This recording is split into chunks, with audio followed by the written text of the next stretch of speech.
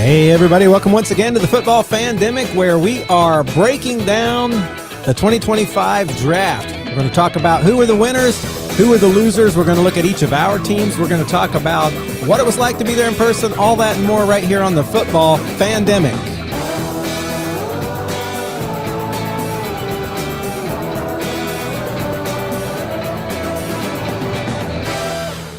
Hey everybody, we are back, and just an FYI, we're on a new streaming service, and so as we're getting the bugs worked out in that, hopefully everything is super smooth, but if something happens, you'll know that's why. But we are excited because last weekend was the draft. 3-day draft, first round on Thursday, second and third on Friday, and then all the rest on Saturday. And we're gonna kind of look at the highlights of all of that here today. But before we do, as usual, we're going to kind of look at what big news has been happening in the world. And I don't know that a whole lot of big football news has happened between the draft and here, but I know there's at least one. Josh, what was that? At least one. Yeah, so if you were on social media during the draft, one thing you noticed was Shedeur Sanders fell well later in the draft than he was projected to go. And during that time, if you were also paying attention to social media, you may have seen a video where Shedeur Sanders gets a phone call from Mickey Loomis of the New Orleans Saints saying that he has been selected by the Saints with that number 40 overall pick. However, if you notice, Shedeur Sanders is a member of the Cleveland Browns today. So that was a prank call. He got prank called by, of all people, to heighten the Falcons-Saints rivalry, the son of the defensive coordinator of the Atlanta Falcons, who was also the interim head coach of the New York Jets last year, Jeff Ulbrich. His 21-year-old son, Jax Ulbrich, his dad left his iPad out, use the bathroom, grab a snack, doesn't have a lock on it. And he goes over, it's a team issued iPad, and sees phone numbers for, I'm assuming, a lot of the prospects, including one Shedeur Sanders. And he, takes a picture of it or keeps it in his mind, memorizes it, and then uses that to call him and get his hopes up. Or, I guess if it's the Saints calling you, I don't know if your hopes are getting up. So there might have been a sense of relief. I'm not sure if the cruel part of the prank is getting, making him excited that he's the 40th overall pick, or telling him he's going to the New Orleans Saints. So he, the NFL investigated it, found out he did it. Well, because one, there was a post on social media, not only of Shedeur Sanders receiving the call, but them making the call, and they can tell, oh, hey, that looks like Jeff Ulbrich's 21-year-old son. Did they video that themselves and put it on the internet? I think one of the friend groups did. So it wasn't the brightest thing, but it costs Jeff Ulbrich personally $100,000 because he got fined $100,000. The Falcons organization got fined $250,000. I'm not sure how much assistant coaches make in the NFL. It's not the multi-million-dollar contracts that their head coaches get. Right. So, that's a significant chunk that your 21-year-old son just cost you. So, college tuition, you might have to take a couple years off from college if you're Jax Ulbrich. Man, and we know that there were at least one more, but I think other phone calls made that were false like that. I know one to the first draft of the Indianapolis Colts, the first draft pick, our tight end, Tyler Warren. But they're still investigating to see if it was related. Now, maybe it was the same area code, I think they said, but not the same number. So maybe, like you said, he took a picture of it and sent it to his friends, and that little friend group all called somebody. That could have been the case. If so, I bet the NFL, the mega machine that it is, will get to the bottom of it. And each of them. Now, if the other ones are like, some dude whose dad is like, I don't know, an engineer, or like just works at a management job, they may not get fined $100,000, but I don't know what they'll do to them. We'll see. Yeah, I heard about another guy. It was an offensive lineman. Went on day 3. He received 4 separate prank calls. Really? On that same manner. What is the deal? So there are massive leaks, or it's that one friend group. Why would they go 4 times at one random offensive lineman? I don't know. poor guy. I don't remember what team he was drafted to, but he was saying that had happened. I also don't understand as a 21-year-old kid why you're not using a fake number and calling with your actual phone. Right. And 'Cause why you record yourself doing it. Yeah, you can easily change your area code to be anywhere in the world calling this guy, and you just use your personal number to call him. Brandon sounds like he's got some experience with yes. this. That's right. Football Fandemic has received several anonymous calls telling us things. It's all been me. That's right. It's all been Brandon. This dude from Wyoming keeps calling. I don't know why. He's saying he's Josh Allen from like 2018. That's what it says on the incoming ID. Yeah. Josh Allen from 2018. That's right. Hey, so that's like something. Has any other news? I was just telling the guys before this. I don't think any draft or trades have happened since the draft. I don't know that there's been any big movement news. Aaron Rodgers is still Aaron Rodgers and not on a team. Am I correct about that? Yeah, that is correct. There's a small thing that happened in Green Bay. Isaiah Simmons was signed, linebacker coming out of New York Giants. He's good friends with Xavier McKinney. Xavier said, "Hey, it's kind of chill here. I think you should come." And he said, "Lit, okay, I'll be there." And that's about how that conversation went. That's drafting in the NFL right there. Yep. They're pulling them in. Yeah, there's all I've seen recently, and I have not kept up with all of them, but the kind of undrafted signings that have happened since, because that kind of, there's a little burst that happens the night of, and then there's a few that kind of scatter through. Those have been the biggest news. But we're going to talk about the draft today. That's kind of our big topic. We're going to kind of recap a lot of stuff. But before we do any of that, we want to talk about what was it like being in person at the draft this year in Green Bay. And we can talk about that because we have one of our very own who was in attendance there at the draft. Brandon, tell us what that was like in Green Bay. Well, so I was personally there Thursday and Saturday. I skipped Friday. My wife works for the Packers, and she was there on Friday working. So I was at home taking care of our dog. Can't leave him alone for too long. But Thursday, we went up, spent a few hours before the draft to do all the pre-draft activities right across the street from the stadium in an area of the Packers called Titletown, where they had all the combine stuff set up. So I went out there. I did my best. I did like a 6.8 second 40, like Nice. not bad. I could throw a football in the net from about 35 yards. Okay. And then I was wide right on the field goal. So I was not drafted. Big surprise. That would have been our breaking news for this podcast if I got drafted. I did not. After we finished up all those activities, we went and stood like 6 people back from where the ESPN coverage was. Like you can see my forehead on ESPN.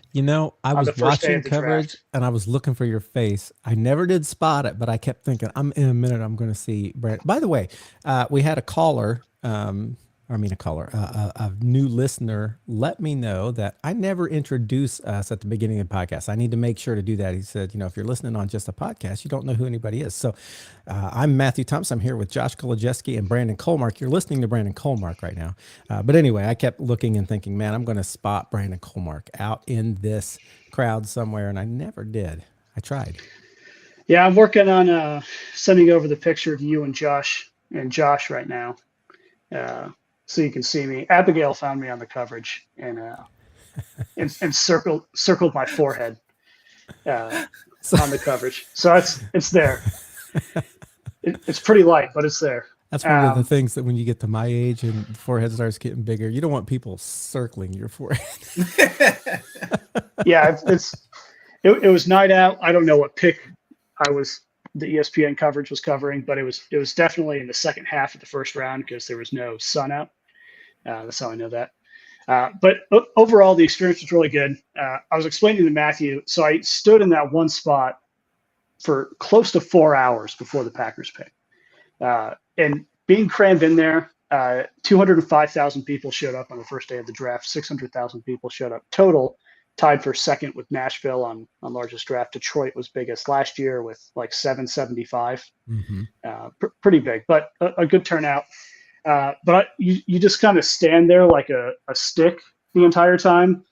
and you only have like 3 inches of space around you. So if you move to stretch or someone, you instantly like elbow them in the gut, or they elbow you, or you hit someone in the face or in the chest, or it. I mean, it's a tight space. All right.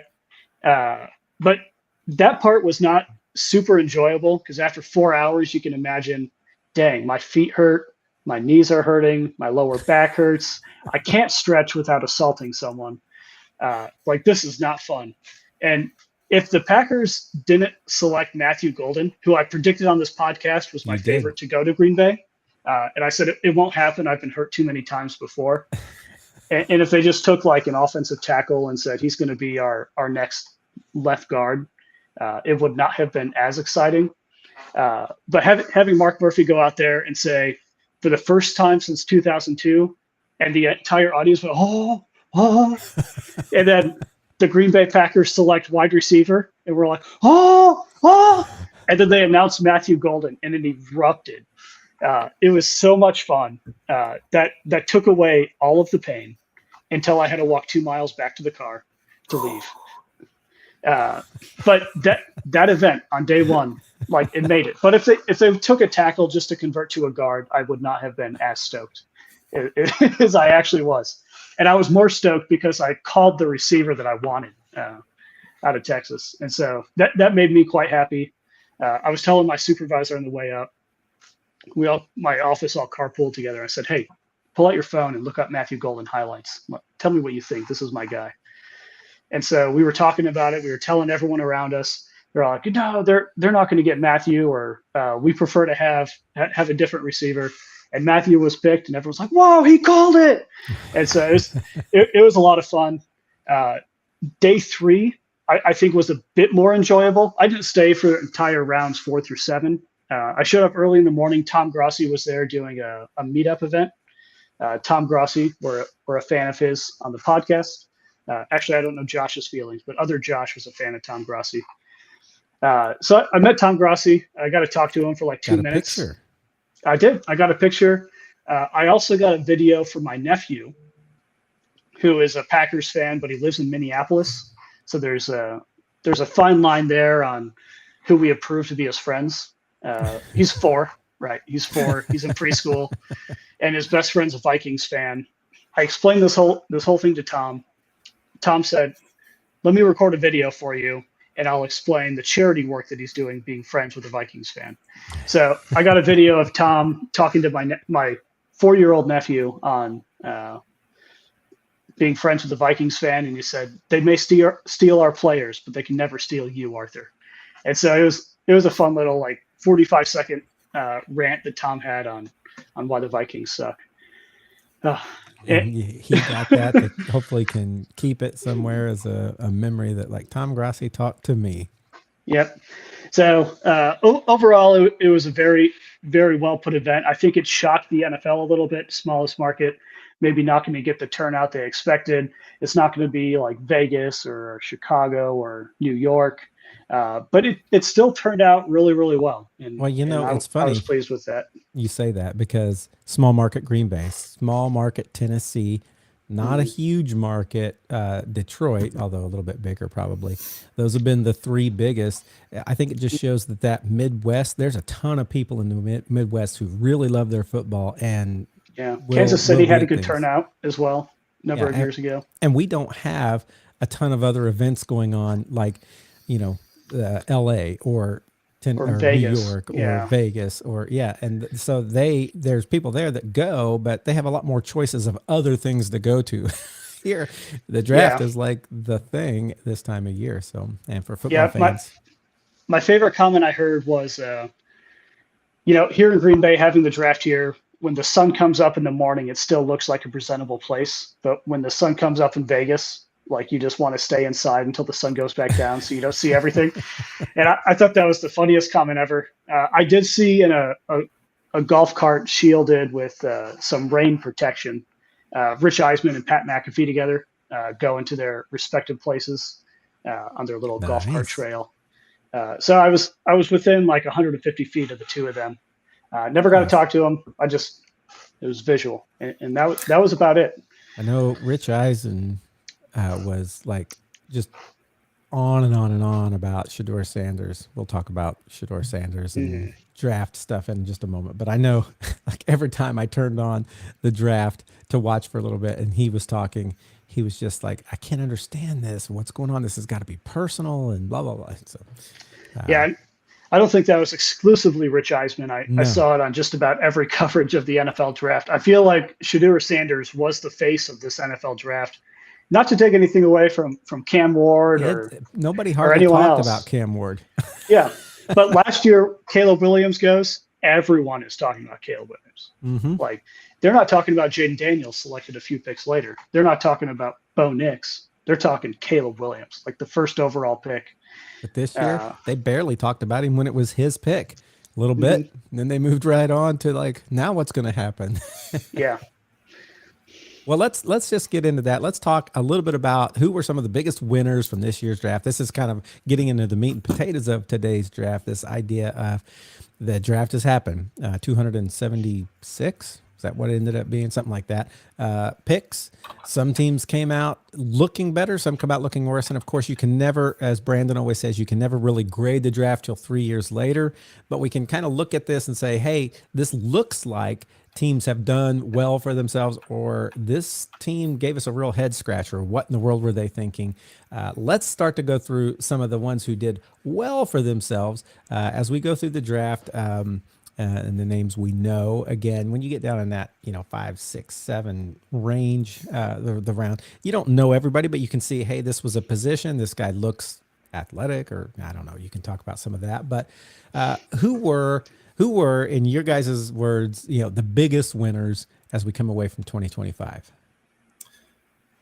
Yeah, well, so I've got my winners kind of split into a couple of different like categories, and the first category I call that the Howie Roseman category, which is like the auto draft category where you're in a fantasy football league and one of your friends just kind of isn't there and picks whoever the best available player is. That's what the Arizona Cardinals and Baltimore Ravens did, and Dallas Cowboys as well. Early on, they got Walter Nolan, who for me was the best defensive tackle in this class, and then Will Johnson, who outside of Travis Hunter was probably the best cornerback in this class. That was the first round pick, and then the second round pick, Johnson fell because of some injuries, and Arizona took advantage of that and got two studs on their defense. Baltimore, they just picked whoever came to them. Like Malachi Starks, I like him at safety. I think he's kind of a clone of Kyle Hamilton a little bit. So like there's sort of some redundancy there. I was thinking they'd go for more of like a ball hawking sort of deep safety instead of an in the box safety. Then they get Mike Green, who is a first round talent that fell because of some allegations, and Emory Jones Jr., Garrett Dellinger, two LSU offensive linemen that I think were both tackles, but are both going to be guards at the NFL level. And I had them highly graded as well, even almost at the same level as Will Campbell, who the Patriots got. And then Dallas, same sort of deal. They did reach in the first round for Tyler Booker. They got a guard there, but he was like a late first, early second sort of pick. But they made up for it with their next two picks with Donovan Ezeraku, who's going to pair on the opposite side of Micah Parsons and be flying off the edge. And then Savone Ravel, who, if it wasn't for an ACL injury that he suffered 4 games into the regular season, most likely would have been a first-round pick. So they basically get 3 first-round picks, potential first-round picks for the price of 1. Those are 3 I really like. I like what the Patriots did and the Bears did, surrounding their rookie quarterbacks with some talent. Colston Here's a Loveland. question for you. Yeah, do you feel like Loveland? I know you were like pretty high on Loveland. Do you feel like they picked him at number 10, right? And Tyler Warren was still on the board. Were you like, yes, that is the best decision? I think, yeah, I would say so, especially with they didn't trade up for Ashton Genty. I don't know if it's like the best, but I think it's a good, solid pick. I think Colston Loveland and Tyler Warren are 1A, 1B in terms of tight ends. I think when I have them ranked all together in my big board there, it goes Loveland and immediately Warren in terms of just all players combined. And Loveland is a taller, deep threat. So he can kind of hit those seams a little bit more for Caleb Williams. Tyler Warren would have been an underneath guy that can make people miss. Well, not make people miss, but run over people after the catch. They drafted a guy in the second round who kind of fills that same role with Luther Burden, who can make people miss after he gets caught. So I like the pairing of those two guys together. I also like Ozzy Trapillo. I don't know if he's going to play right away because they have 2 first-round tackles, and then they redid their entire interior offensive line during the offseason. So Trapillo can be just like your heir to Joe Thuney whenever he retires at the guard position. But I like Colston Loveland, and I love especially that they paired him with Luther Burden, and now Caleb Williams has a lot of different options. What do you think about the winnership? Is that a word? The winnershipness of the Jacksonville Jaguars trading up to number 2 to pick up Travis Hunter, who everyone calls, like the unicorn of this. First of all, do you think he will play both sides of the ball very often, or do you think he'll end up mostly being stuck at cornerback with like a few reps at receiver? And was it worth trading up? They were what, number 5? Trading up the 3 spots and giving what they gave to get Travis Hunter.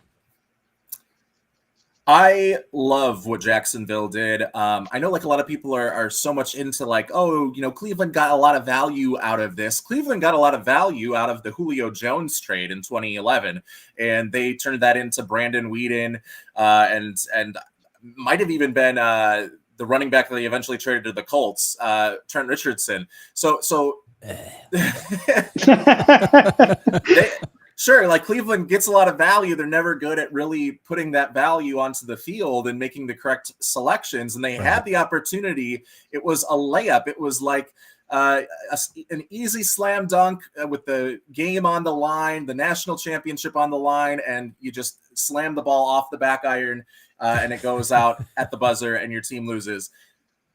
The Jaguars, they took full advantage. I think Travis Hunter can play both ways. The Jaguars defensive coordinator has played with has coached with so many different defensive systems as assistants under a bunch of these different guys. He's been with Bill Belichick. He's been with Vic Fangio. He knows how to run a defense that will not test Travis Hunter's stamina to the point where he wouldn't be able to play both sides. They're gonna. I would assume, if he is going to play both ways, they're going to have him more in a match coverage scheme where the outside corner basically only has to run deep route, cover the deep routes and sort of a quarters type of look, or cover 3 where he basically does the same sort of thing. So that way, he's not wasting a tremendous amount of energy on defense. He can get the communication things down. He knows he's doing about the same thing on most of these plays. And he's not as involved in the run game, so he's not taking as many hits there. And then as a wide receiver, he can just, go. I mean, he has Brian Thomas on the other side of him. And they got De'Ami Brown, who had a big playoff run for the Washington Commanders. So like there is a lot of options for Jacksonville. And I understand they gave up a lot, but I think in order to get this sort of player, it was well worth it. And in Cleveland got a good pick with Mason Graham a couple picks later, but man, passing up on Travis Hunter has the potential to just be another dent in the Cleveland Browns legacy. Yeah, I feel like Hunter was special. I had some people talk to me about like, oh, why would they trade up for Hunter? And I'm like, what are you talking about? Have you seen this guy? He is a unique player, and I think it's going to be really good for them. What I don't like is that I feel like at least the Jaguars and the Titans got better in this draft. And I didn't look too closely at Houston because they kept trading down. I think they eventually got an offensive lineman, but I'd have to look. What I saw was Jacksonville getting some good weapons and looking like they're getting better in division, especially if Trevor Lawrence can get on the same page with this guy.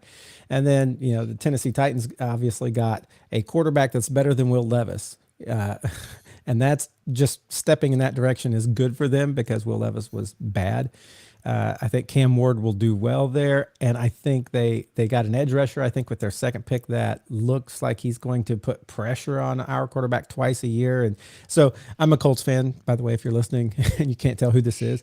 But looking at the AFC South, I think those two teams at least got better. And when it comes to the Houston Texans, what they get? They got a wide receiver to begin with. They did get an offensive tackle in the second round, didn't they? And then another wide receiver. They got the two Iowa State guys, Jaden Right. Higgins and Jalen Noel. So they got teammates and got to pair them up with one another. Yeah. So overall, on paper, looks like they're getting better. It's always easy for me to look at the other teams and be like, oh man, they're getting better. And then to look at my team and be like, what do they do? Is it really getting better? I do think Tyler Warren's going to help a lot. I do like his aggressive nature. We'll talk about that when we get to the Colts. But any other big winners as far as teams or players in this? I had one more that I really liked. I'm just quickly scrolling through to figure out. I liked what the Raiders did as well. They got Genty, right?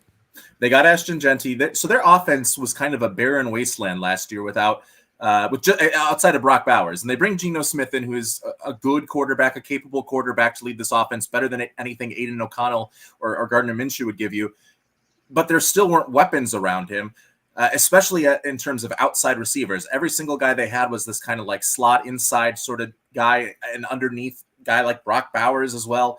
And the Raiders, they get Jack Besh, an outside guy who has played tight end. He can play in the slot. He's played wide receiver. He does a lot of different things. They got Ashton Genty, obviously, behind an offensive line that is actually like a little under the radar, but pretty good, especially if Colton Miller doesn't hold out this year. And then they also got a guy from Tennessee that I really like, Deontay Thornton. He is 6'5", and he runs 0.01 seconds slower in the 40-yard dash than Matthew Golden, who is the fastest wide receiver at the combine. He ran Thornton ran a 4.340, and that gives you a lot of options to stretch the field. Now, he only ran like 3 routes, like vertical routes, post routes, and curl routes, and the occasional screen. So they're going to have to refine him as a route runner, but Jameson Williams took a little bit of time to be refined as a route runner for Detroit. And what Detroit would do in the meantime is, okay, just send him deep. No matter what, even if he's not running a big route, you're going to have to put a safety over onto that side. And then they'll run Amon-Ra St. Brown with the dagger underneath, so that to push all those outside defender or deep defenders back even further, and then just have Amon-Ra St. Brown cut across the middle. Now they can do that. They can do that with Jack Besh. They can do that with Brock Bowers. Just send Deontay Thornton as that vertical threat. If he's open, if he gets by the safety, great. You've got him wide open for a touchdown. If not, it should open up the dagger underneath, and that can kind of be the bread and butter. This is Alec Pierce with the Colts, right? Yeah. He runs basically a route, and that is fast and far. It's a go route down the side, and he's down there. And if they cover it, then there's people open underneath. If they don't cover it, we saw him get the most yards after catch of anybody in the NFL last year on his few catches he got, and some touchdowns in there too. So that could be that kind of receiver. I agree. I think Genty's going to do well there, and I think they're pretty stoked. When I've talked to Raiders fans, when they look at their first round pick and thinking they got him, they almost didn't think that was going to happen, and they're like, it did, and we're so excited, and with good reason. And that's not even looking at those the receivers you talked about in there, and it looks like their offense has progressed. Now, Genty also signed like the largest rookie contract for a running back, right? And he's almost making as much as Saquon Barkley is now. So he is the second highest paid running back immediately Based in on the NFL. As soon as he puts ink to paper. Right. Because just based on the draft slot rules now that they have. So I think that might have been 31 million. Why as many teams were a little bit more hesitant. Another guy to look out for on the Raiders, Tom Brady owned team. So maybe looking for quarterbacks who don't have as great of arm talent, but are really smart guys. Cam Miller from North Dakota State won a pair of state or FCS championships with the Bison, is a quick, accurate thrower. Doesn't have the greatest arm. Kind of reminds me of Brock Purdy. Kind of reminds me of Tom Brady. Could be the heir to Geno Smith, because Geno's in his mid 30s right now. I really like the sneakiness of getting Cam Miller there at the end. They picked two quarterbacks like 2 picks apart. Number 213, they picked Tommy Mellott, and then number 215, they picked Cam Miller. It's like they were just like, we're going to grab a couple guys who are possibilities. We're going to see if one of these work out. It's like our second 2 picks in the 6th round. So they played each other in the FCS championship game too, but they like them both. They're just like, we want them both. Malott is like a Taysom Hill. Like they'll use him more like a wide receiver, tight end sort of mix. His arm isn't great, but he's got a lot of athleticism. I think what we're seeing here a little bit is it seems like they have better management now than they've had in the last many years, as far as like how they're bringing people in and kind of taking a measured approach to how they're building this thing. So hopefully that's good for the Raiders, because the Raiders have been bad, for a long time. And even when they're good for them is like maybe getting 8 wins in a season. And yeah, so, good for them is knocking on the playoff door. Right. And they've done that a few times, but that's been about it. When was the last time they were in, like early 2000s in the playoffs? Well, they were in the playoffs in 2021, and then there was also a year where Derek Carr got injured, and they had Connor Cook come in for a playoff game, and they got blown out. But the last win would have been in the 2002 AFC Championship game that got him into the Super Bowl. That's the one I was thinking of. Yeah. So good for the Raiders. Talking about those 2 quarterbacks, I want to move on to our next category. And if there's a winner that comes up, we can still jump back to that. But I want to talk about who were the biggest losers in this draft. And I start to say that because, like, immediately I think of Cleveland and Shedeur. Okay, so I think of Cleveland first, because they traded back, which, they could have had this, generational talent at wide receiver / cornerback. They trade back. Okay, fine. They pick, I forget who they did pick. I have to go look here. They picked up the Oregon defense. Guy. Yeah. Sorry. In the first round pick, they picked up Mason Graham. Mason Graham, right. So I'm getting to theirs. The defensive line, which it wasn't a bad pick at all. But then they spend lots of picks, and then finally in round 5, which was their last pick of the draft, their very last pick of the draft, they pick is 144. They pick Shedeur Sanders. We're going to talk about kind of his loserness in this in just a minute. And they moved up for Shedeur as well. Yeah, they did. They heard the buzz that Philly was going to pick him up. Right.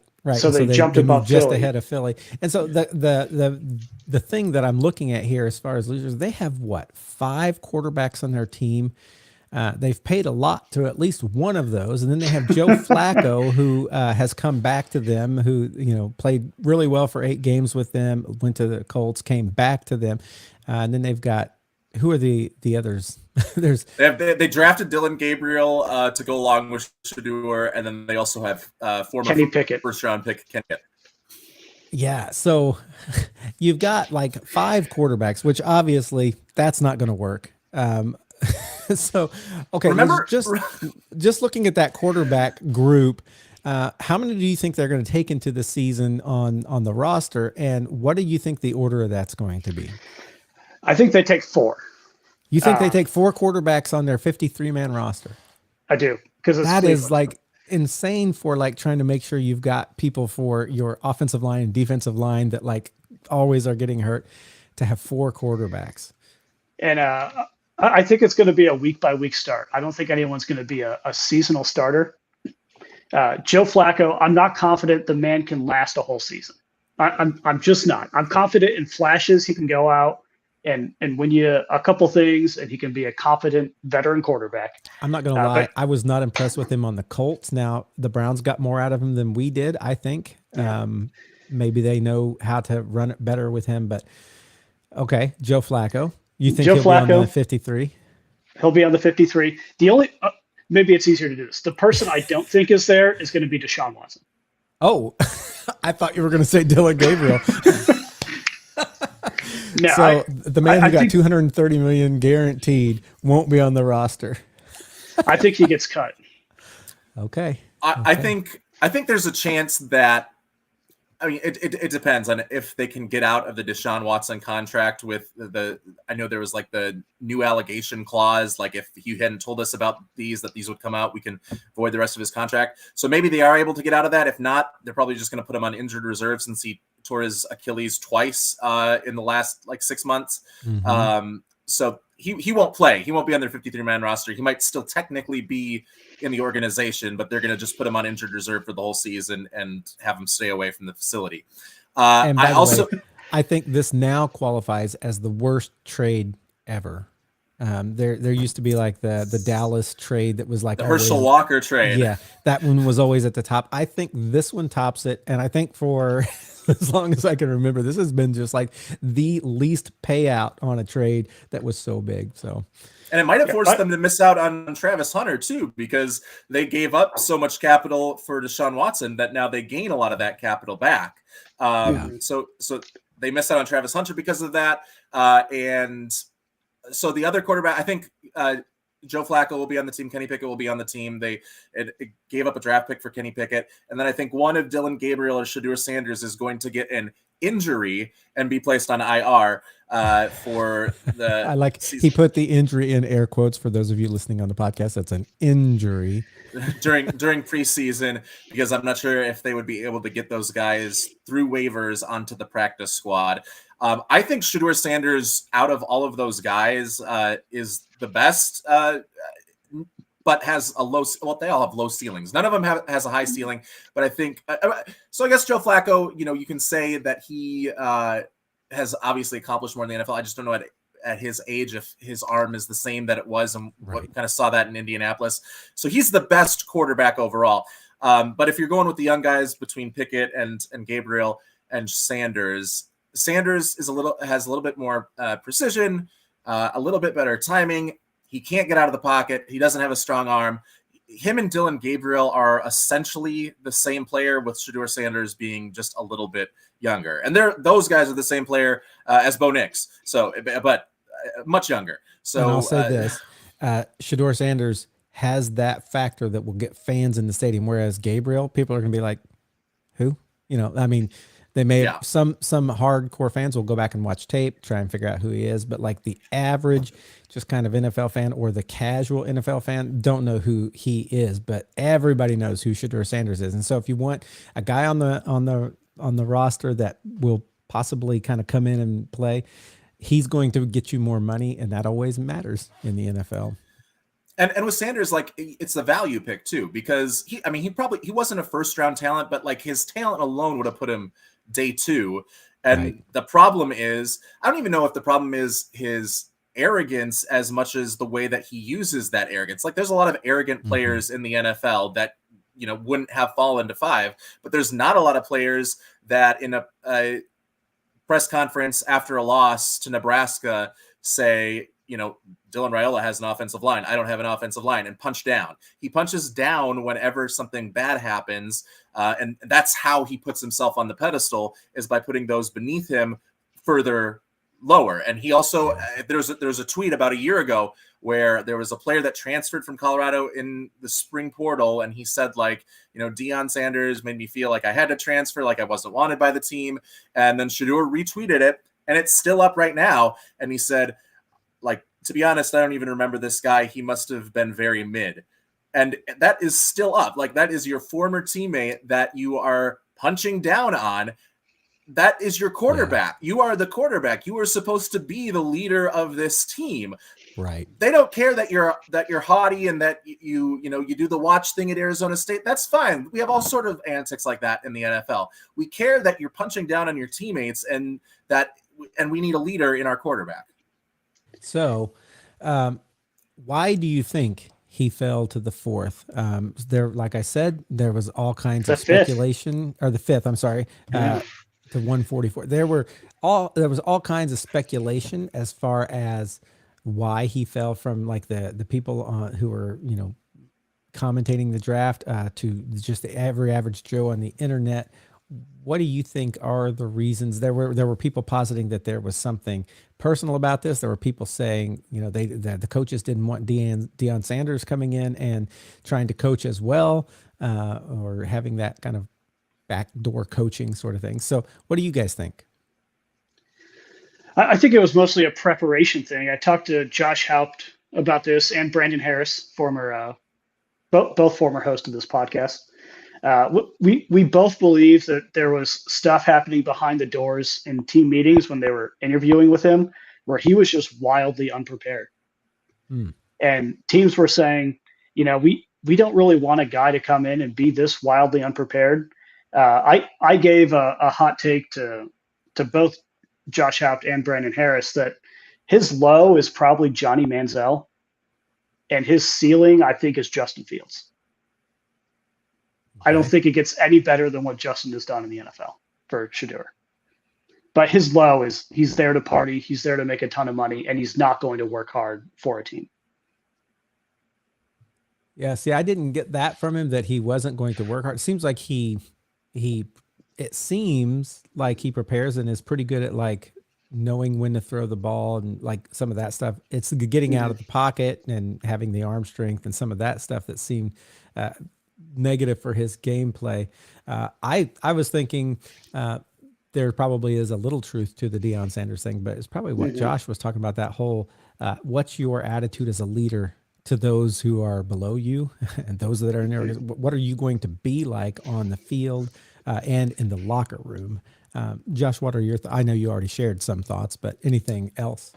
Yeah, I think it's basically that, and I also think that as you go deeper into the draft, if you don't view a guy as your starting quarterback, the guys that you want as your backup have to have higher ceiling potential in days 2 and days 3, and that's why you see guys like Jalen Milroe go before Shedeur Sanders. If you put both of them in the NFL today, Shedeur Sanders will have more success than Jalen Milroe.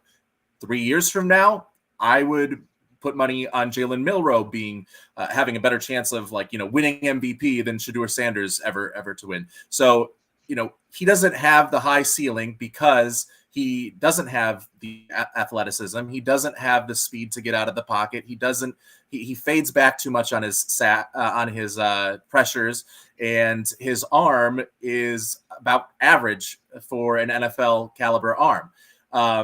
So he doesn't provide that upside that you want in a developmental quarterback. So, I mean, I think Brandon said it really well. He's a backup quarterback at worst, and his ceiling as a starter is middle of the road type of guy that probably isn't going to get you into a Super Bowl. We've seen worse guys get Super Bowls, like Trent Dilfer obviously is the obvious example, but that is the exception rather than the rule, and the odds are not in your favor if you don't have a guy that's top 10, top 15, and I don't think Shedeur Sanders at his best will ever be top 10, top 15.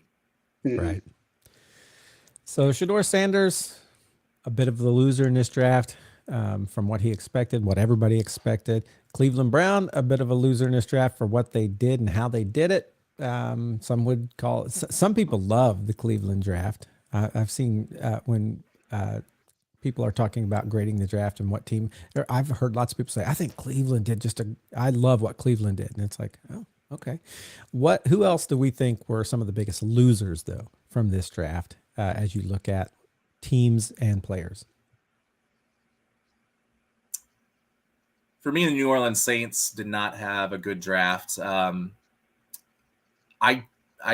look at their players, and this is more probably just based on preference for me. All the guys that they drafted, I had as either red or orange on my board outside of Kelvin Banks, which means backup or depth guy only in the NFL, including the quarterback that they took at number 40, Tyler Shough from Louisville.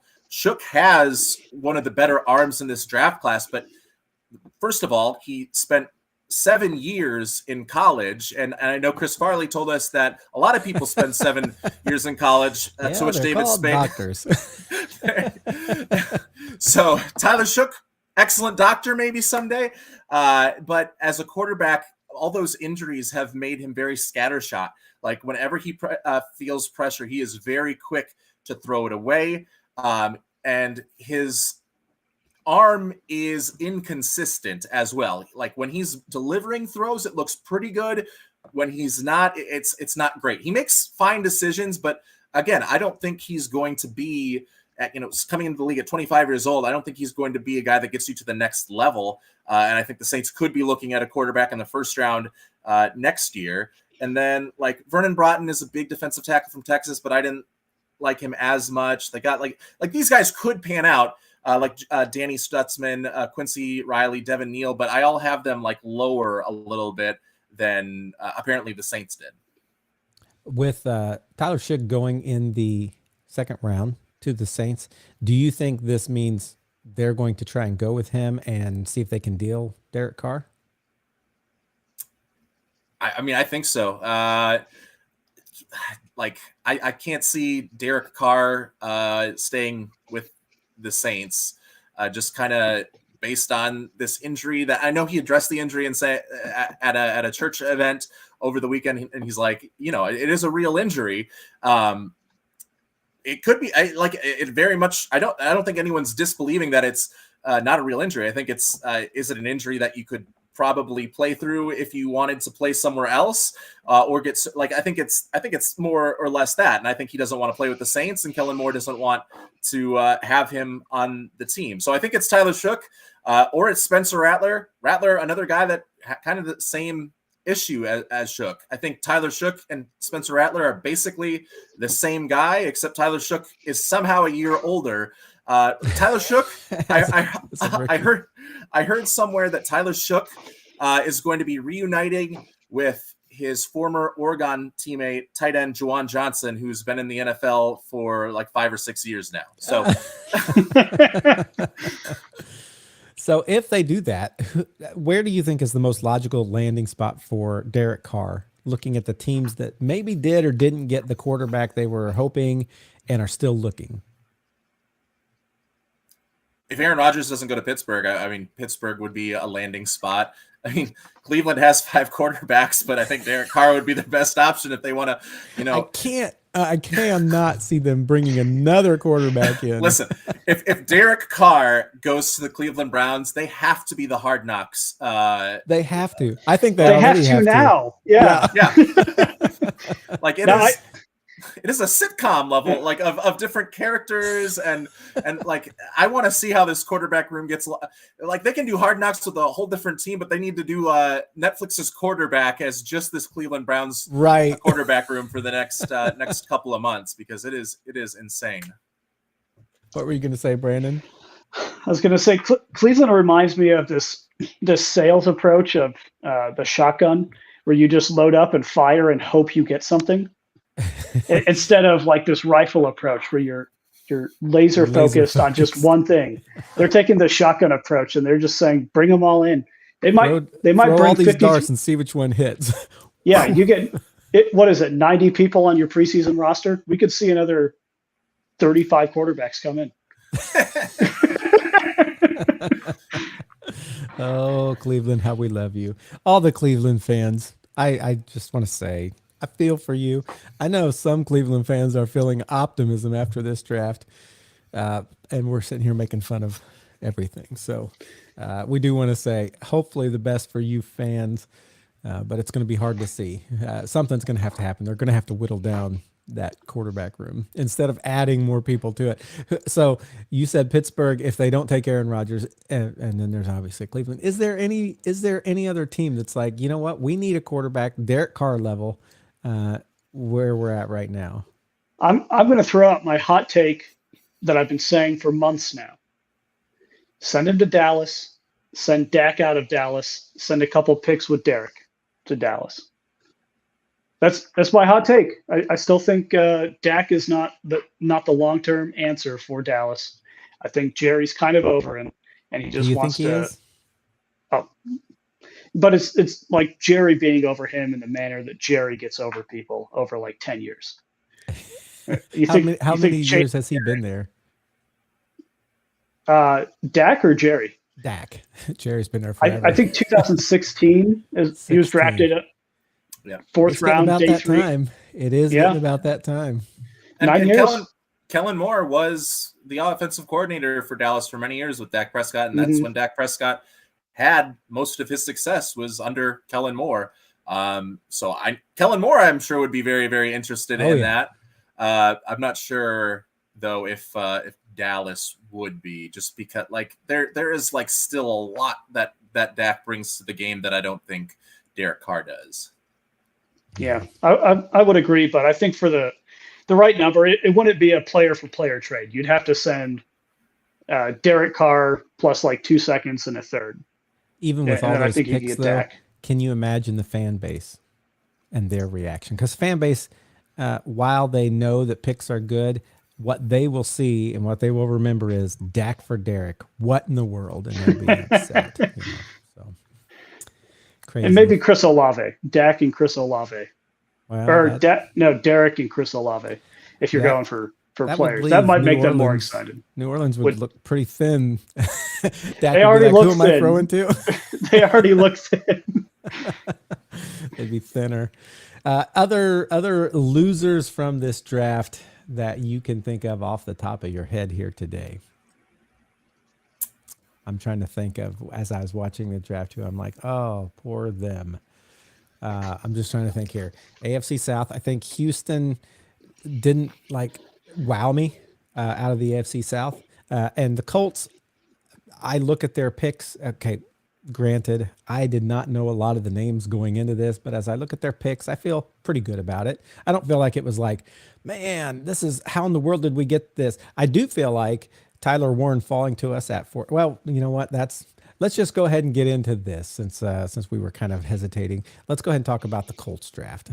We'll go ahead and talk about each of our drafts just a little bit. I'm going to scroll on this side web page I got up here to bring up all the names, because even as a Colts fan, I don't know all of these people, but I do feel like Tyler Warren falling to us at 14. There were so many projections about like him going to the Jets at number 7, or someone else taking him.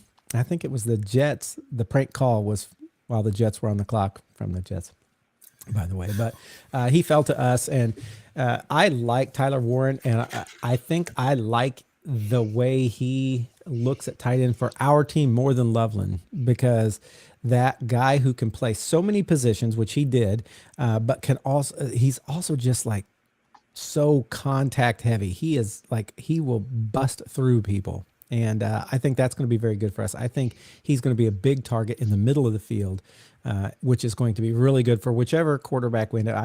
I'm saying Anthony Richardson, but whichever quarterback we end up with going forward. Derek Carr? I don't. I remember on a podcast here where people were like, when the Sam Darnold sweepstakes was going on, I'm like, man, I do not want Sam Darnold. And then look what he did in Minnesota.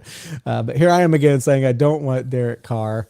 I feel like he's kind of past what he is, whatever he's going to be. And I really want to get somebody who is ascending for the future. So it would be the most. It would be the most Colts thing to take the most veteran quarterback on the market right now, Aaron Rodgers. I'm not going to lie. Him or Kirk. Yeah, him, Kirk, or Aaron. It's one of those three. Oh, my Good luck, Matthew. I'll be praying for you. Yes. But anyway, I do think Tyler Warren is going to be a good – I mean, think about the fact – I mean, he can receive – he can be a good receiver too. So, and I love that he was wearing 44 in college, and he comes out like on the anniversary, the last time we took a quarterback in the first round, was it Dallas Clark? I may be getting that all off, but Dallas Clark was also 44. Dallas Clark was a great tight end. Loved Dallas Clark, and Dallas Clark called him the day he was drafted and like congratulated him, and you know, that was really cool. But anyway, Tyler Warren, I was really happy to see him fall to us after our last podcast where Josh was so high on Loveland. I really put in my head, that's who we're going to get. We're not going to get Tyler Warren, we're going to get Loveland. And so I was like looking at the positives of Loveland, and yeah, that would have been fine too. Like you said, I think they were both good. I would have been happy with either. Love that we got Tyler Warren. The edge we got in the second round looks like he has a lot of ability, but maybe not a lot of experience. So I'm hoping he is great. And because we have been looking for a pass rusher that would kind of complement our, Leatu, he didn't get a ton of like starts and snaps last year, and he did well. And so I'm looking if we can get this guy and Leatu, and then you get Buckner in the middle, and then you get some of the other guys we have. I'm hoping that can really help our defense. Our defensive line. I heard a lot of questions about Justin Wally. I don't know anything about Justin Wally, but a lot of people are like, well, that's the head scratcher in the bunch and blah, blah, blah. Do you know anything about him, Josh? He was the number one cornerback for the Gophers. He was fine. He didn't give up a lot of big plays. I don't know if he was like a turnover machine, but I know he was a late riser among when I was doing the PFF mock draft simulators for like the first month.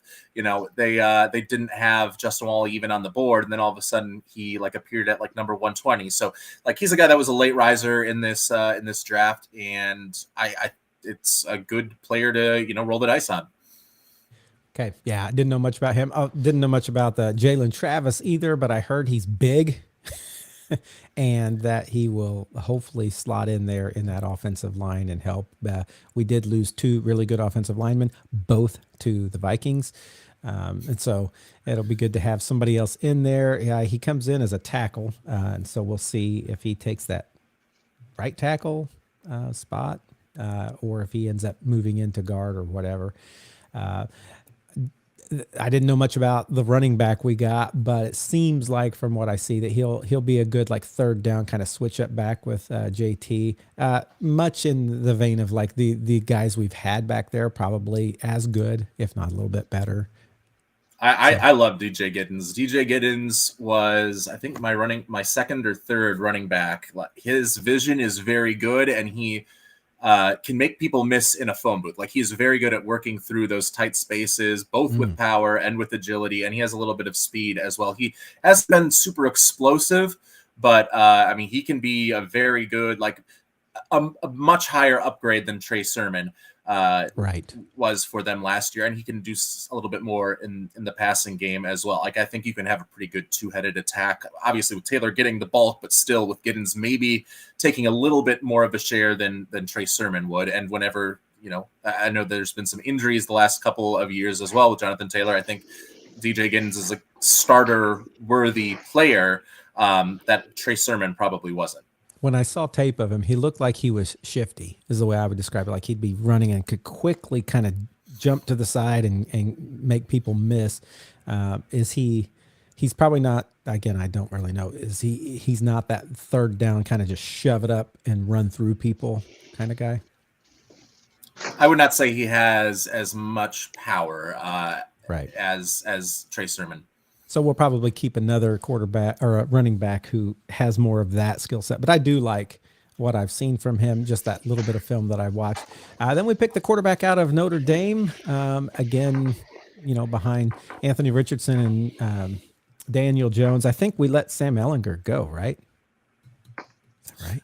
Yeah, they might have. I think he went to another team. I was thinking.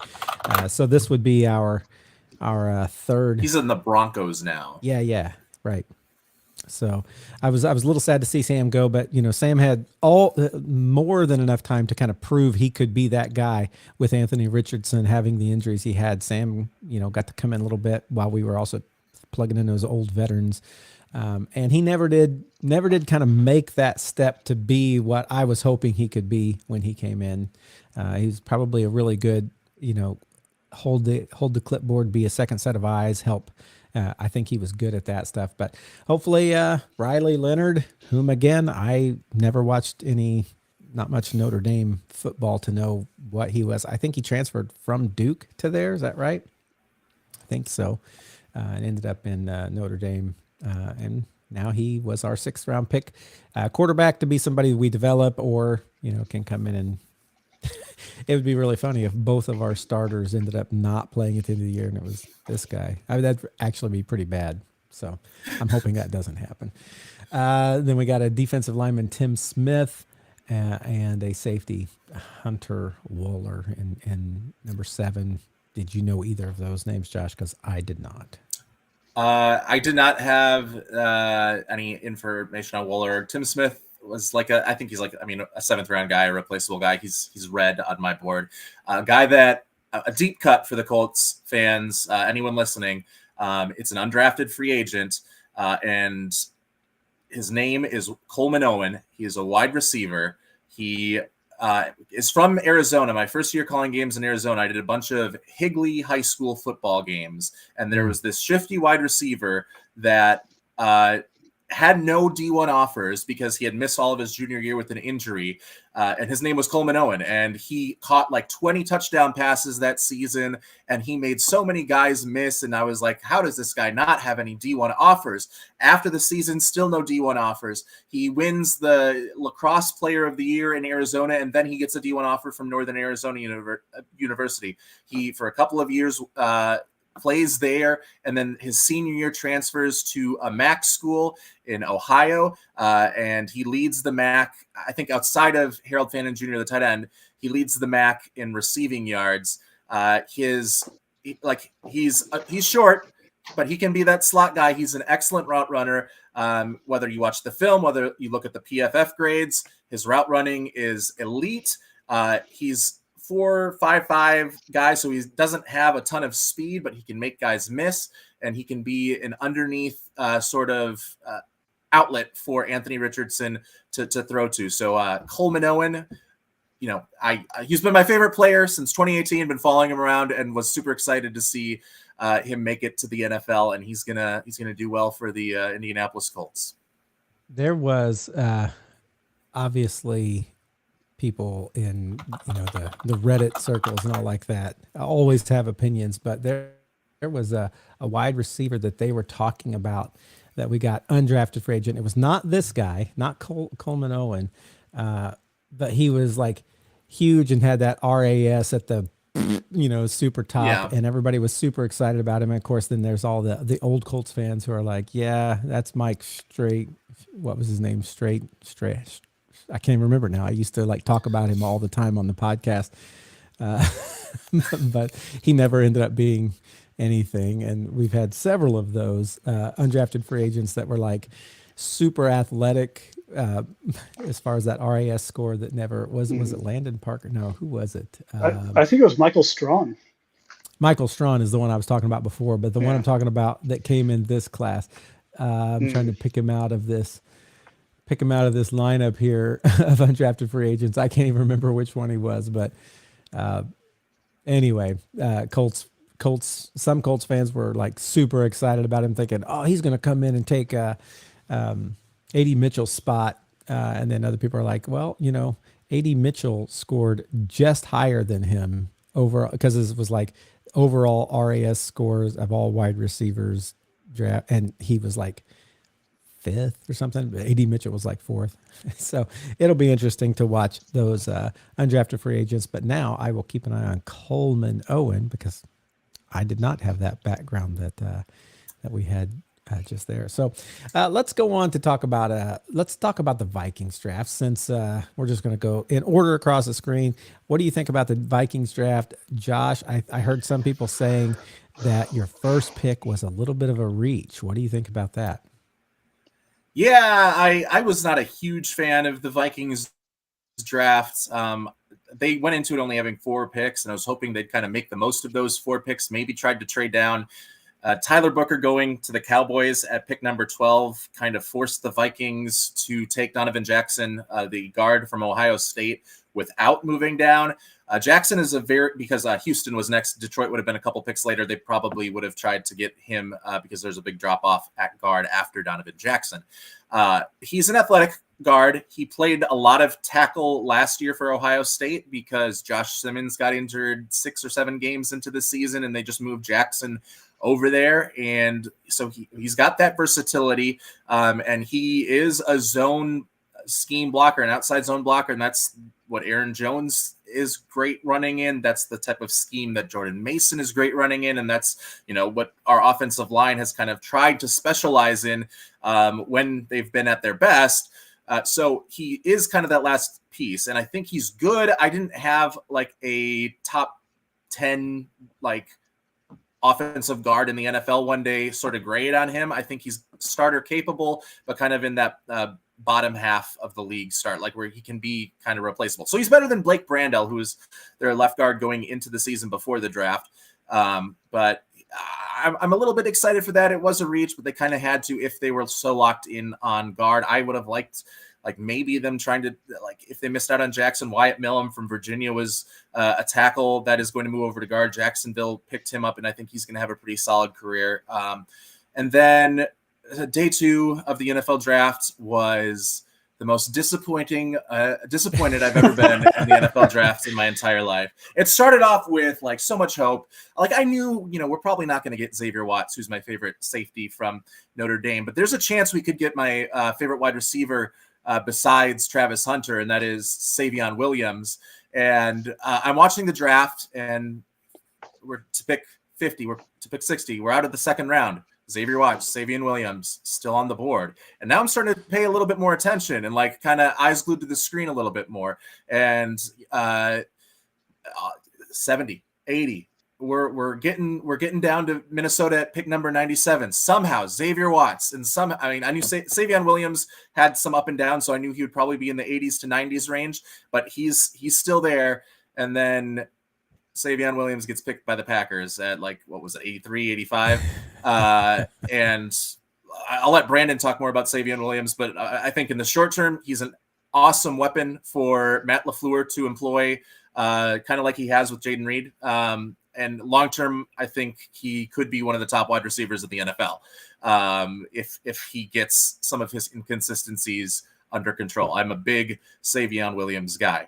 He'll probably be a Viking after like 5 seasons. That's just how these things work out. That's only quarterback. Yeah. No, Aaron Jones. All right. That's one. A running back. Yeah. Yep. Greg Jennings. Yeah. Oh yeah.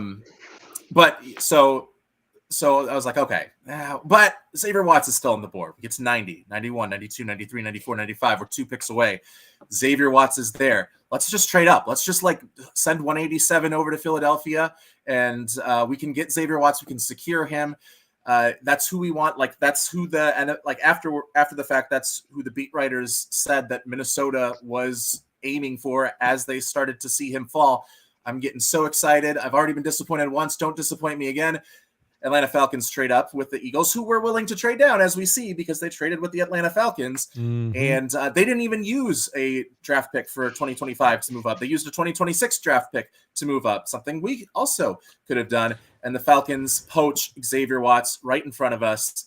And I have now wasted my entire Friday night where the Wolves are playing a playoff game in the NBA, watching the second and third round of the NFL draft.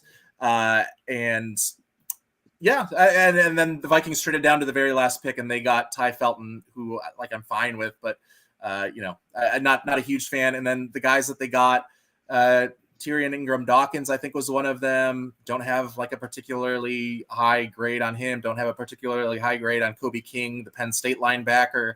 And then I haven't seen much of Gavin Bartholomew. I'd never watched any tape on him, but from what I've seen, he looks pretty good. But he's a third tight end sort of guy. I'm interested in 2 of the undrafted free agents they brought in. I really liked watching Kansas tackle Logan Brown. I think he can play outside or inside.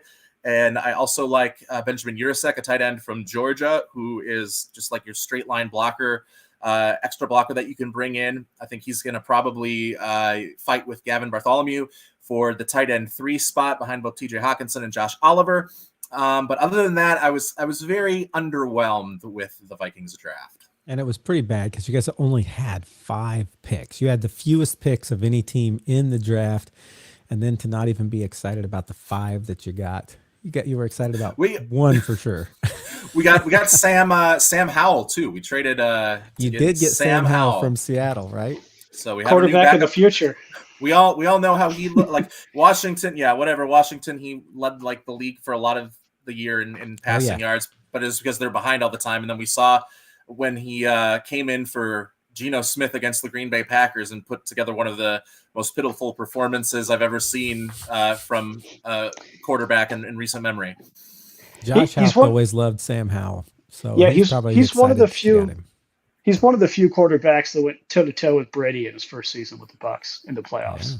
I mean, Yeah. he almost knocked that Bucks defense out of the playoffs, but that's like the best thing he's done in his career. Unfortunately, that was Taylor Heineke who. Oh, it was Taylor. Don't tell Josh Haupt. Don't tell Josh Haupt. Oh, he's probably listening. So overall for the Vikings, little to be excited about, but hopefully enough with what they have and the moves they made in free agency to continue forward. And hopefully JJ ends up being like the man there. Yeah, I think that's the best news is that JJ McCarthy is like cemented himself as the number one quarterback next year.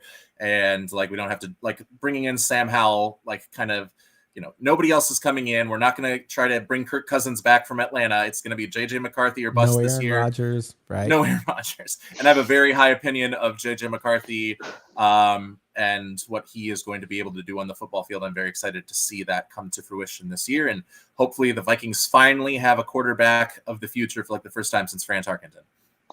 Yeah. Well, let's move on over in that same division to the Packers, Brandon Colmark's team, where he was at the draft as it happened. Brandon, I know you guys and Packer Nation were like thrilled over the moon about getting a wide receiver in the first round. Strangely enough, a lot of draft grades gave you like a C or C plus, and a lot of it was for taking Matthew Golden in the first round. What are your thoughts on that and the other draft picks? Yeah, I mean, this draft did not go any direction I projected it to go last week on this podcast. I said we were going to go defense heavy, draft a day 3 quarterback. You did predict Matthew Golden. I did predict Matthew Golden. I also caveated with I've been hurt so many times thinking we are going to get a first round receiver. We get great value on day 2 receivers all the time, like round 2 receivers all the time. I'm like, we're just going to do that again because the quality between 23 and 34 of an actual receiver, the only difference is going to be a 5th-year option, right? Because you're a first round compared to second round. We did the exact opposite of what I projected. We went very heavy offense, didn't pick up a corner or an interior defensive lineman until day 3, which I projected was not going to happen. I said on this podcast last week, we're not going to get Matthew Golden. He's going to be gone. We're going to go one of the interior D-line guys from either Mississippi or Oregon, or we're going to get that corner out of Michigan. Like one of those 3 guys was likely going to be one of our picks. I was wrong. I was happy to be wrong in that moment. I do have to say something I did not bring up is Matthew Golden got the best welcome to the NFL out of any draft pick all 3 days. Like it was wild because I remember this. I was watching the Colts. I watched the Vikings. The Vikings got booed. Sorry, Josh. They were in Green Bay. It's going to happen. But like the Colts pick, like really exciting for Matthew. Right. But everyone was like, "Yay!" Right? Yay! It's all right. And the decibel levels were not that loud. I texted you guys the decibels. The Bears got booed. At least in the position I was in. You were in Green Bay, so we obviously there were a lot more Green Bay people there to cheer for. There is a major bias here, yes. A major bias. Okay, I do have to preface that. But it's the same in Detroit. It was the same in Nashville, right? There's going to be a bias based on the market you're in. So the Bears picked at 10. They were booed in the spot I was in at 110 decibels, which is pretty loud, right? It is. Now, I don't know exactly what the sound was like underneath the stadium because it was all inside one thing, and all of this sound is going right to them. So it was going to be louder under there. So the Bears, Vikings, and Lions were all booed pretty loudly, the Bears being the loudest booed out of the 3 of them. Matthew Golden was picked. It was 113 decibels where I was, even louder underneath the stage. And so he easily had the best welcome to the NFL moment out of anyone in this draft. I'm very glad for him. I love Matthew Golden and his potential, and for 2 main things. He has the speed of Tyreek Hill, which is really cool, but he's physically built like DK Metcalf, and he's physical. You see him and DK like shirtless side to side. If you don't see their face, you don't know who they are. It's It's weird. He's pretty physical. He can adjust to the ball really well, and he doesn't drop balls, which happens in Green Bay a lot. With some of these day 4 guys, MVS. Yeah. I'm throwing in there. And so I'm glad we got a guy that could be kind of a contested catch guy, can kind of warp his body to where it needs to go, and can be fast. The route running needs a little bit of refinement, but we can work with that. That's easy. And so I was relatively pleased there. A pick I'm really excited about is Baron Sorrell. He was our 4th round pick. He's a defensive end. He's one of those guys, Matthew. He has a crazy RAS score, right? Green Bay likes it. Indy likes it. He's not going to be like a 15 sack guy, but he's going to be a decent rotational player in Jeff Hafley's offense. Yeah. And that's what I'm really excited for. Give LVN a little bit of time off, give Rashawn Gary a little bit of time off, and go from there. An intriguing pick I found was Savion Williams. Josh was covering this. He does have really, really high upside for being a receiver, getting him that late. And so I was really pleased with that. Year 1, I think his best usage is going to be on kick and punt return. If I'm just being honest, I think he's going to be used there a lot. And then some occasional stuff Matt LaFleur is going to throw to him on offense just to kind of get the different look from the defense. Matt LaFleur does this all the time. He gets a player that'll have 6 or 7 good, really, really good plays throughout the season and throws them in at the last part of the season. So the defense has to adjust, saying, hey, we got to kind of watch out for this guy, right? And I think that's what his plug and play role is going to be for Matt LaFleur. He's not going to be overly contributive in year 1 outside of special teams, but he's going to at least turn a few heads on defense to try to scheme up some stuff for other players. And that's where I sit with him. I think Dontavian Wicks is going to be slightly above him in the depth chart, but they're going to be fighting for that wide receiver 4, wide receiver 5 spot between the two of them. That being said, like the biggest winner of this Packers draft is going to be Matt LaFleur and Jordan Love. Like Matt's going to scheme amazing things up. And that's what I'm really excited for. We've seen Matt LaFleur do a lot with a little, and now he has a little bit more, and he can do a lot more. I'm excited for that. Jordan's going to adjust well to having these guys and having more gadgets. Hopefully get some more yards after the catch. I imagine teams are going to try to play pretty fast against Green Bay, so it's going to be lots of short throws, lots of screens, but then occasionally let Matthew Golden go deep and contest a ball or two. I do think like this Matthew Golden pick is going to kind of be the end of Christian Watson. Not that I don't love Christian. He can go to the Vikings next season, right? But he's been too injured. And what we're going to use him for on the offense is what we're going to be using Matthew Golden for. It would be fun to have both of them. It honestly really would. But I think this is the end of Christian Watson. Now, he's not projected to come back until a few weeks after the season starts. He tore his hamstring against Chicago in the Week 18 last year. So I think that's kind of the end of him. It'll be fun to have him back a little bit this season to see what happens and where Matt can kind of plug and play these guys. But he'll be gone with Matthew Golden coming in.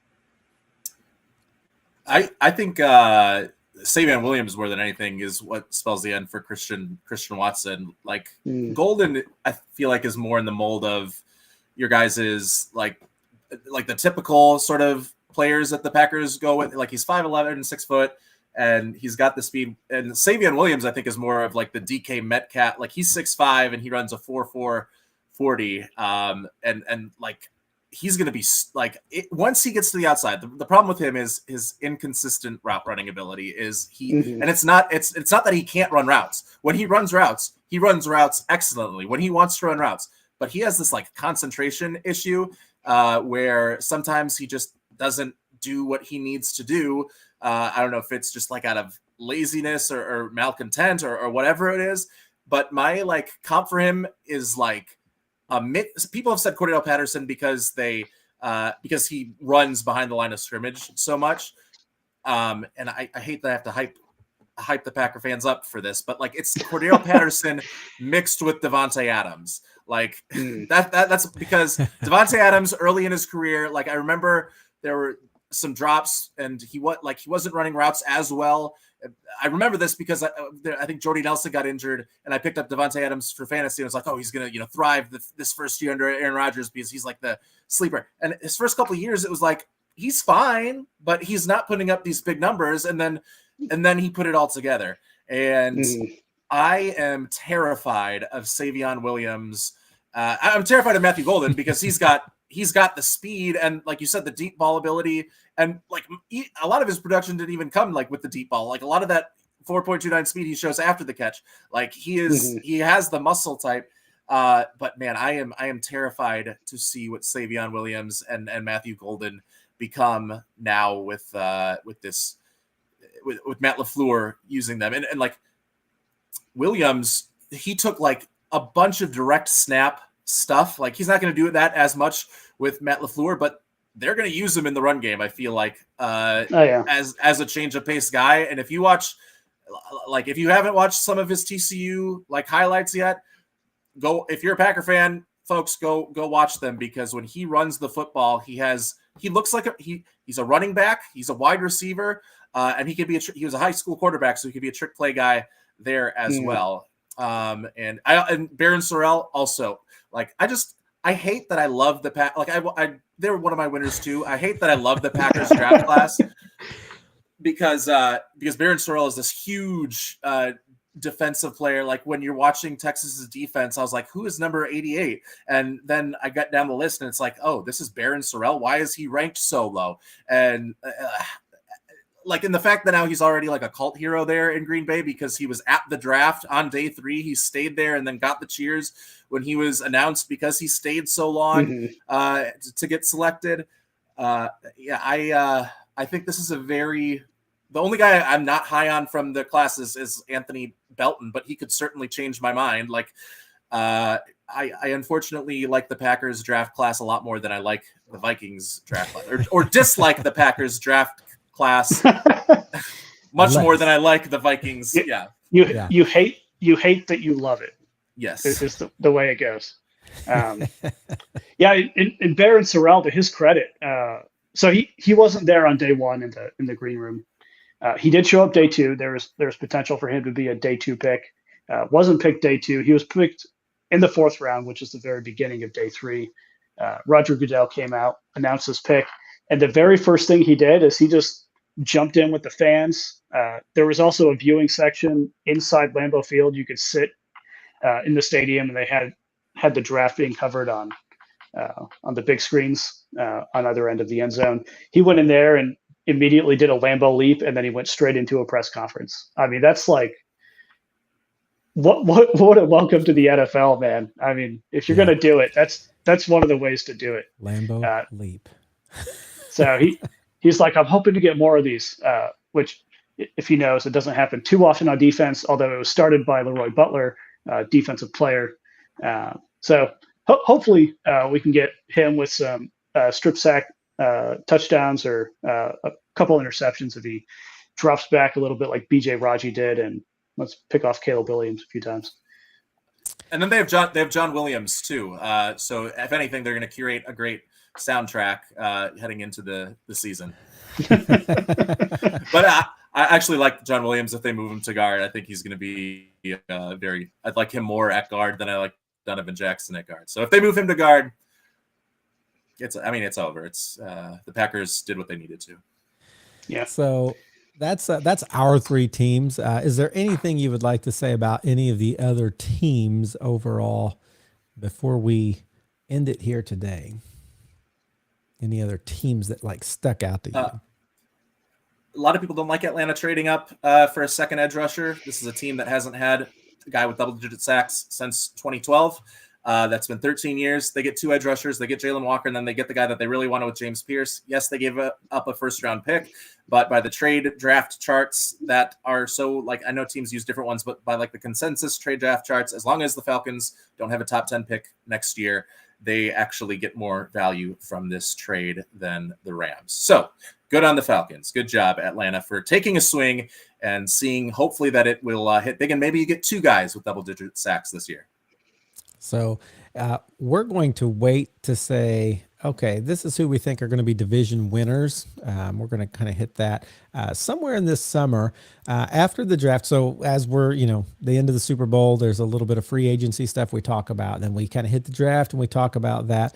Then we can have a long barren stretch where not a lot's going on. So we'll come back. When do you think is the best time for us to come back? Maybe end of training camp, beginning of preseason games? Well, the NFL schedule is released May 14th, which we did not announce here. Oh, yeah. So the day after the schedule release won't work well for me. But the week after the schedule release would. So we might come on there the week after the schedule release to kind of talk about what we think about what it looks like coming up. And again, you never really know. You can look at that schedule release and think, oh, this team was bad last year, so we're going to get a win there, or we're going to get a loss there. Every team changes though over the from one year to the next. So we'll have to see how we're going through training camp and those preseason games to get a real good feel of where do we think this team is and what do we think our winners are. But we'll hit that maybe the week after the schedule release, and then we'll come back as we're ending training camp and heading into preseason games, or maybe right in preseason games, and we'll make some predictions about who we think are going to be division winners for all the divisions, how we think records are going to go and our teams and all of that stuff. But that's all going to be coming up for today. I think we've exhausted our draft talk. Yeah. Yep. So that's it for us today. And do look for us right after the schedule release. A week after, we'll give you that final word on the schedule release after you've looked at all this stuff online. That's going to be it for us here on the Football Fandemic today. Thanks for watching, y'all.